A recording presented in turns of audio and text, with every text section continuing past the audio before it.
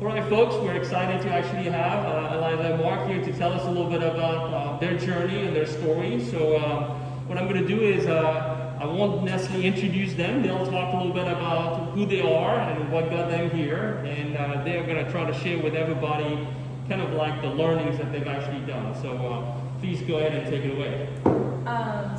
Thanks for having us. So my name's Alissa, this is Marc, and we own Off Track Ice Cream. We are downtown at 6 Buchanan Street in Charleston, and we opened our shop on June 29, 2019. So we've been open for not quite 15 months now. What we do at Off Track is we make all of our ice cream in-house from scratch.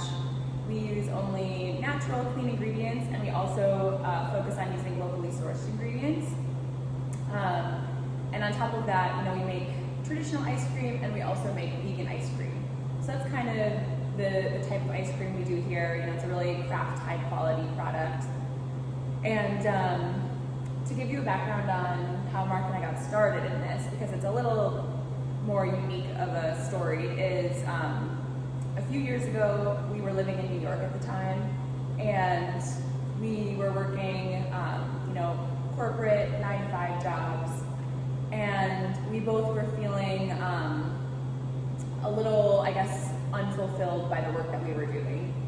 And so from that, one evening we thought, to combat that, why don't we come up with some sort of hobby or skill that we could do in our spare time, just to kind of give us something else, like a really cool hobby.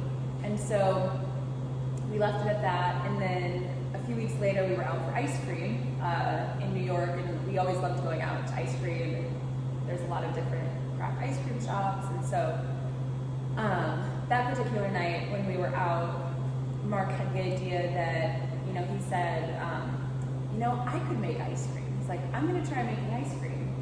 And so that's really kind of how it got started. The next day he bought a countertop ice cream machine, and he bought some ice cream recipe books online, and then after that we just started making ice cream at home for fun, and it really just kind of grew from there and blossomed into now what it is today. So that's kind of our story.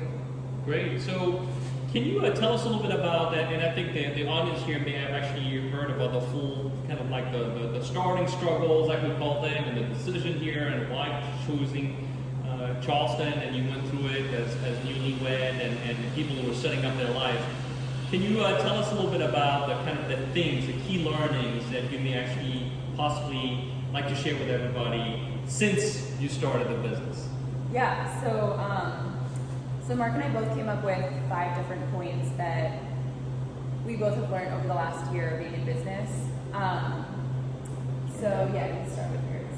Yeah, so my 5 topics that I think that I didn't really think about before we started this business, but looking back, I feel that it's important to be aware of and to just keep in the back of your mind and think about if you plan on starting your own business. Would be, the first one was during fundraising, to financially prepare for startup delays and other additional costs that you don't expect. And that's not specifically for brick and mortar business, but I think any business. Number 2 would be to be the aggressor when it comes to permitting, getting licenses, dealing with contractors, architects. Number 3 would be find a business partner that has a different skill set than you. I got lucky with this one. Number 4 would be, and this is more of when I think about when I'm doing production for the ice cream, is to always be changing and adapting and learning and tweaking recipes.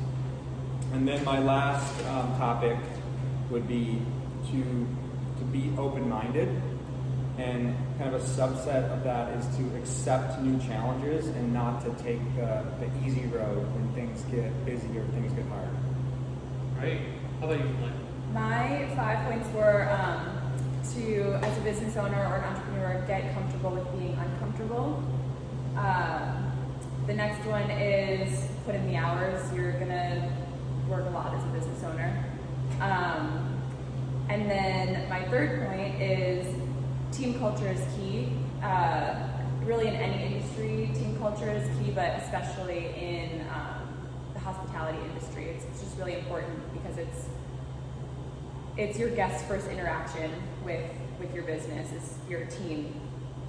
My fourth point was grassroots marketing is incredibly powerful, and that's the really only source of marketing that Marc and I have done is grassroots marketing. And then my fifth point is connect with your community. Marc and I have connected with so many different people in our community, and it's in every different way it's helped us out tremendously. So it's really important to just connect with your community.